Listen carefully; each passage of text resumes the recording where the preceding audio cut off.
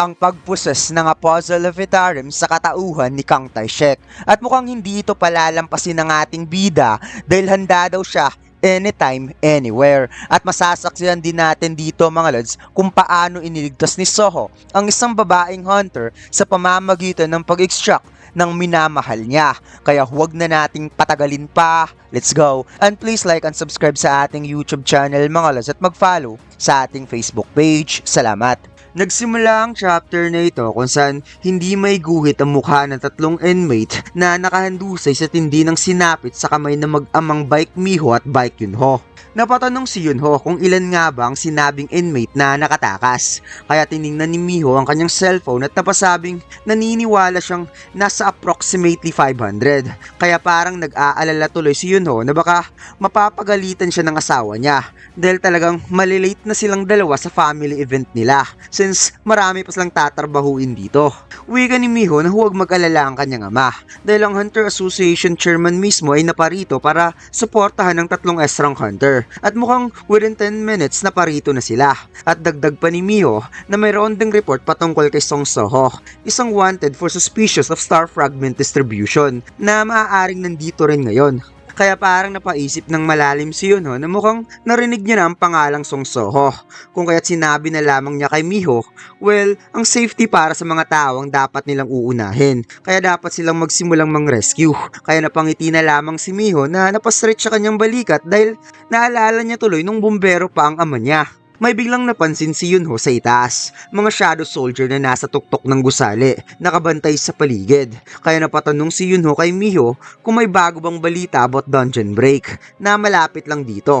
Nasagot naman itong mukhang wala naman siyang narinig na balita patungkol dyan.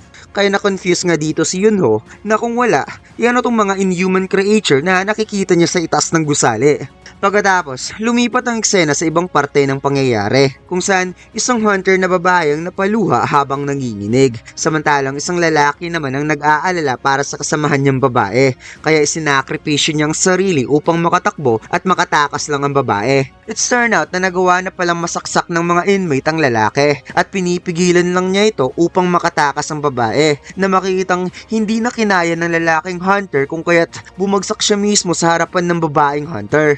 Wika na tatlong inmate, ang lakas din ng tama mo napigilan mo talaga ako ng ganun katagal para protektahan lang ang babaeng yan. Nagde-date ba kayo? Ang lakas din ng tama nyo nakuha nyo pang mag-date kahit magkasama kayo sa loob ng party? Umiyak na pinilit ng babae na gisingin ng lalaki, kaya nainis ang isang inmate dahil naiirita siyang marinig ang iyak ng babaeng ito dahil magkikita naman lang rin naman sila sa kabilang buhay. Kaya gamit ang kanyang espada, walang pagdadalawang isip na biglang inatake ng inmate ang babae. Subalit mabilis na kumalat at umapaw ang matinding shadow sa paligid at isinambit ang salitang "Arise!" Biglang tumayo ang shadow soldier sa mismong bangkay ng lalaking hunter kaya kaagad niyang napigilan ng espada na tumama mismo sa katawan niya bilang shadow soldier. Napadilat habang napatulala ang babaeng hunter nang nakitang nasa harap niya na ang patalim ng espada na sobrang lapit at nakatutok talaga sa mukha niya, ngunit hindi ito natuloy dahil napigilan ng shadow soldier at parang na-confuse ang babae kung siyang yun pa ba na kilala niya ang nakikita niya ngayon. Napawat dahil ang inmate habang nahihirapang bunutin ang kanyang espada at hindi siya makapaniwalang papaano ang isang patay na hunter ay bigla na lamang nag-pop up pabalik. Nasa itaas lang pala si Soho na napasabing bilang isang summon na makitang nag-response ng ganon, ibig sabihin gusto mo rin talagang protektahan ng babae. Kung kaya't sinabi ni Soho na kung ganon, bibigyan kita ng kapangyarihan para protektahan kung ano ang importante para sa'yo kahit nasa final moment ka na. Na makikitang umapaw ang napakatinding mana ng ating bida habang ibinibigay sa Shadow Soldier ang tatlong shadow item, ang Naga Warrior Belt, Naga Warrior Shoulder Guard at ang Naga Warrior Sword. Kaya parang adik na tumaas ang tama nang biglang nag-boost ang lakas ng Shadow Soldier at gamit ang kanyang espada, kaagad nagwala ang Shadow Soldier para patayin ng tatlong inmate upang makapaghigante. Nagsisitalsikan at bumaha ang napakaraming dugo at kaagad itinuon ni Soho ang kanyang kamay upang magsagawa ng shadow extraction. Pagkatapos, sinabi ni Soho sa tatlo na simula ngayon, kayo naman ang maghahanap ng iba pang mga villain sa city na to. Kaagad sinunod ng tatlong Shadow Soldier ang utos ni Soho, kaya napatugon nitong si Bero na naaayon ng lahat sa pinaplano ni Soho. Nagsimula ng dumadami ang Shadow Soldier. Wika ni Soho na sa pagkakataong ito, malapit na nilang malinis ang halos lahat ng Velen sa loob ng city. Kaya parang kinilig na naman itong si Bero dahil hindi niya mapigilan ng sarili na mamanghang pagmasdan ang kadakilaan ng kapangyarihang taglay ng Shadow Authority na galing sa kanyang Panginoon na Song Jinwoo. Wika ni Soho na tama si Bero. Akala niya magiging useless lang para sa kanya ang Shadow Authority. Ngunit ngayon, sobra siyang na-amaze. Kaya nagulat nga si Bero dahil ngayon lang niyang narinig na in-acknowledge ng Young Monarch ang kapangyarihan ng Shadow Authority. Kaya pangiting sinabi ni Soho na sobra talaga siyang humahanga sa kapangyarihan na ito habang minamasdan ng kanyang Shadow Soldier na nagkaroon ng moment sa babaeng minamahal niya. Napatanong si Bero kung iiwan lang ba ni Soho ang Shadow Soldier na ito. Wika ni Soho na since maglalaho rin lang naman siya hanggang bukas, hahayaan na lamang niya ito na magpaalam ng maayos sa kanyang minamahal. Kaya nagulat nga itong si Bero dahil parang ibang-iba si Soho ngayon kumpara kanina nung kaharap nito ang mga villain. Nasagot naman ang ating bida, talaga? Hindi nga. Ibang-iba talaga ako kanina. Subalit biglang naramdaman ni Soho ang kanyang mga Shadow Soldier na sunod-sunod na tinalo. Kaya wika ni Bero na sana this time mahanap na talaga ni Soho ang nagpasimuno ng lahat ng ito. Pagkatapos, ipinakita na walang kahirap-hirap na tinalo ni Kang Taishik ang mga Shadow Soldier gamit ang kanyang bilis bilang assassin. Wika ni Dungsuk na hindi niya alam kung anong klaseng black magic beast ang mga to.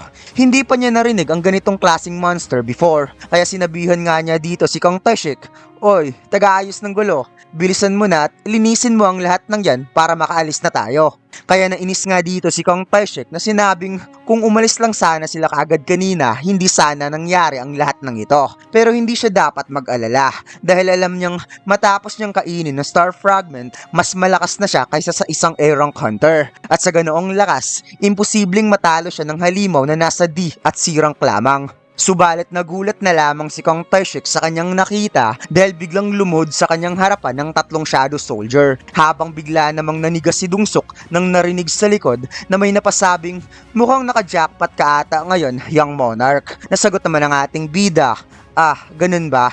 So ibig mong sabihin, siya pala ang pinuno ng mga inmates na si Wang Dungsuk." Wika ni Dungsuk, ano ba ang nangyari sa batang to? Bakit ganyan siya ka-disrespectful? Kung ganun, ikaw pala ang nag-summon ng lahat ng nilalang na ito. Kagad tinanong ni Soho si Wang Dungsuk na wikang, "Mayroon akong katanungan para sa'yo. May alam ka rin ba patungkol sa Apostle of Etarem gaya ng nalalaman ni Lee Min-song?" Itinuon ni Dungsuk ang kanyang kamay kay Soho upang hindi tuluyang lumapit sa kanya at sinabing, "Sandali lang, kumalma ka muna. Gusto mo talagang makipag-usap, mas mabuting dumistansya ka muna." At kung tungkol sa Apostle of Etarem ang usapan, alam niya ang lahat ng tungkol dito na makikitang gumawa ng hand gesture itong si Dungsuk sa kanyang likuran upang senyasan si Kang Taishik. Kaya nalaman kaagad ni Taishik ang ibig sabihin ni Dungsuk na kapag isang summoner type hunter, typically mayroon lang itong mahinang pangangatawan. Sila ay walang kalaban-laban kapag nakahiwalay ang mga summon sa kanilang katawan. Kaya sinabi nga dito ni Wang Dungsuk, "Alam ko ang patungkol dyan. Apostle of Etarem, mga kulto yan diba?" Nakitang kita sa mukha ni Dungsuk na wala talaga siyang alam patungkol dito. Ngunit itong si Taishik ay bigla na lamang nag-dash nang na-realize ang senyas kanina ni Dungsuk. Subalit parang nag-teleport lang ang ating bida sa sobrang bilis na ngayon ay nasa harap na siya ni Wang Dungsuk at si Taishik naman ay hangin lang ang tinamaan, kung saan dito niya na-realize na mukhang hindi ata pangkaraniwang summoner hunter ang kaharap nila. Napadilat ang mata sa sobrang kaba at hindi na nakagalaw pa itong si Wang Dungsuk, kung saan harapang sinabi ni Soho sa kanya, "Ah, kaya pala, wala ka talagang alam o kaugnayan man lang sa Etarem. Pero paano mo nakuha ang mga Star Fragment? At bakit mo sinalakay ang city ng ganon?" Na makikitang nasa ibang katauhan na naman itong si Soho mga lods kapag kaharap niya mga walang pusong villain, habang si Wang Dungsuk ay napakagatlabi na lamang sa sobrang takot nang na-realize na hindi pala ordinaryong bata ang kaharap niya.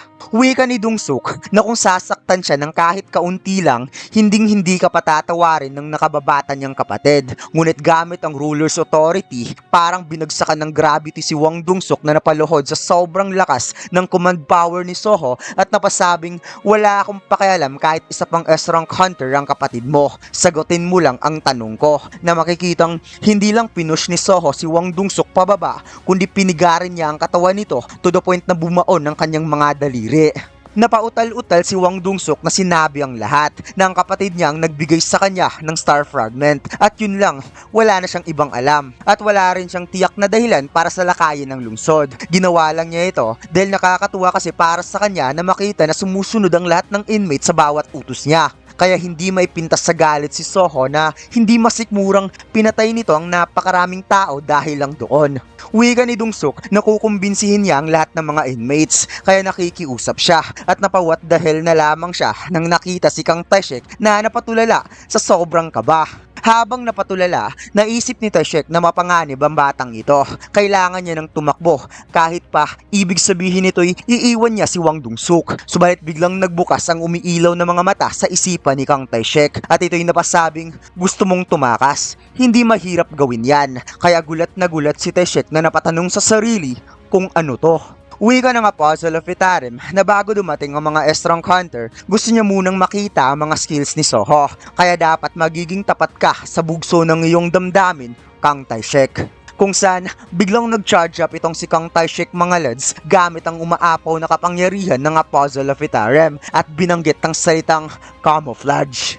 Kaya bigla na lamang naramdaman ni Soho ang malakidlat na bilis na rektang umatake sa kanya at buti na lang mabilis din ang ating bida. Kaya sandamakmak na slashes tuloy ang sinalo mismo ng buong katawan ni Wang Dungsuk. Parang dinaanan lang ng mga labaha blades sa mukha ni Dungsuk na napatulala sa kanyang sinapit. Kung kaya't siya ay bumagsak sa harap mismo ni Soho at nagsisitalsikan ng mga dugo. Habang si Soho ay nagulat dahil nawala na naman bigla si Taishek. Wika ni Bero na nararamdaman niya ngayon ang energy ng Apostle of Itarim. Natugon naman ni Soho na kinokontrol na naman ng Apostle ang isang katawan na nag-consume ng star fragment. Kung kaya't sinabi ng ating bida, well maghanda ka dahil ayos lang naman sa kanya.